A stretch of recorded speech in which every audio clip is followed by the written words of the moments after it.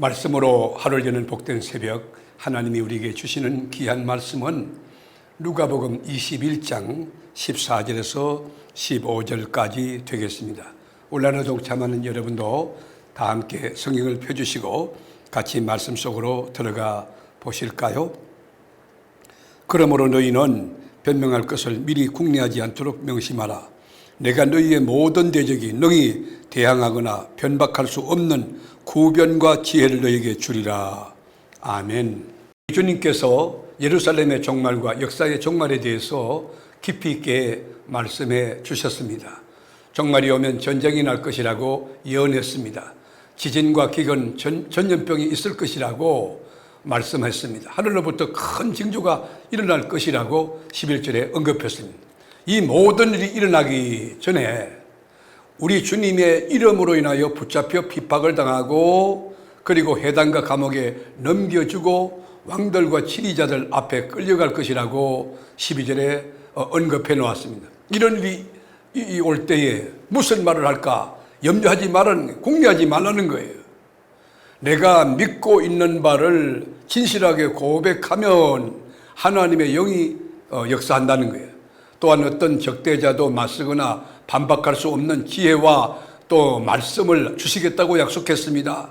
악한 자들이 할 수 있는 일은 제자들을 하나님 나라로 보내는 일뿐입니다. 우리가 죽으면 하늘나라로 이사하는 거 아닙니까? 핍박과 순교는 복음의 불을 끄는 것이 아니고 오히려 더 강력하게 복음의 불을 번지게 만들 것입니다. 믿음을 지키는 참모습을 통해서 주님의 이름이 높이 찬양과 존귀와 영광을 받을 것입니다. 13절 보실까요? 이 일이 도리어 너희에게 증거가 되리라.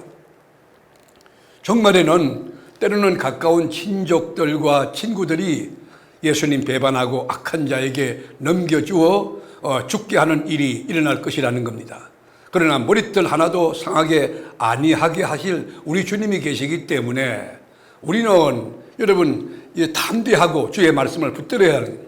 박해자들이 육체는 상하게 할 수 있습니다. 그러나 우리 영혼은 털끝만큼도 상하지 못하게 할 것입니다.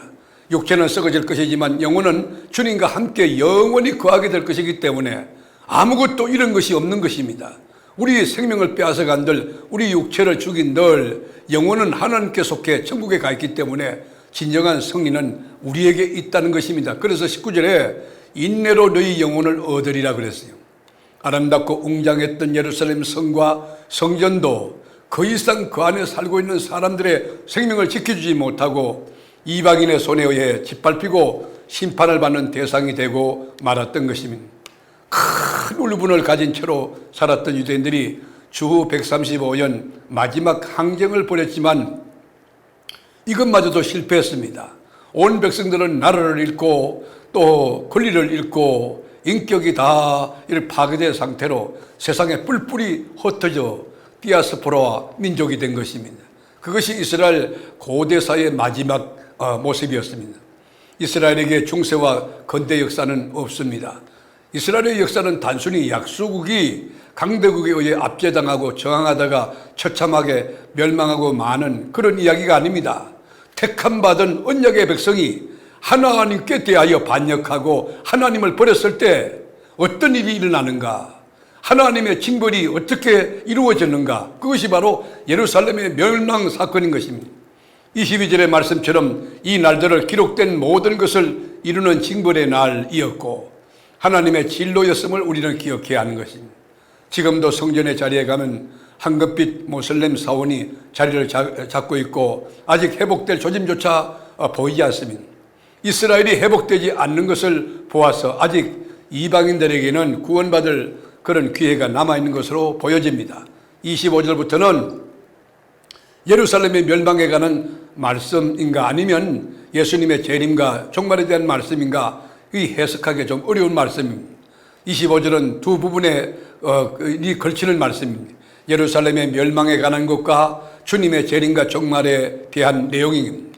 성전의 파괴에서 이야기를 끝내지 아니하시고 곧바로 마지막 종말로 이어가십니다. 예루살렘과 성전의 파괴는 역사의 종말에 일어날 일들에 대한 하나님의 계시적인 사건이었습니다. 주님이 오시는 날은 두려운 날이 아닙니다. 우리가 기쁨으로 영접할 수 있는 그 복된 날이 되기 때문에 우리가 고개를 들고 사모하며 주님의 재림을 기다려야 됩니다. 그때 부끄러움이 없는 들림받는 하나님의 백성, 그리고 확실한 소망을 가지고 주님을 송축하는 그런 하나님의 사람으로 살아갈 수 있기를 바랍니다. 말씀을 하루 저는 복된 새벽, 사랑하는 교우 여러분, 우리에게 개인의 종말이 다가오든 우주의 종말이 다가오든 능히 구비하여 준비하고 깨어있어 기도하며 언제 주님 오시든지 다 들림받는 세계롭게 성도 한 분 한 분들이 되시기를 주님의 이름으로 축원합니다. 기도하겠습니다. 주님, 우리 주님 언제 재림하시든지 아멘. 주 예수여 오시옵소서. 주님을 영접하는 지혜로운 다섯 처녀 되게 하여 주옵소서. 그리고 하늘나라에 상급과 멸류관을 많이 쌓아놓고 주님 앞에 설 때에 칭찬과 존귀와 멸류관 받는 우리 세계롭게 교우들 한 분 한 분 되게 하옵소서. 우리를 죄와 사망에서 건져주신 예수님의 이름으로 간절히 기도드립니다. 아멘.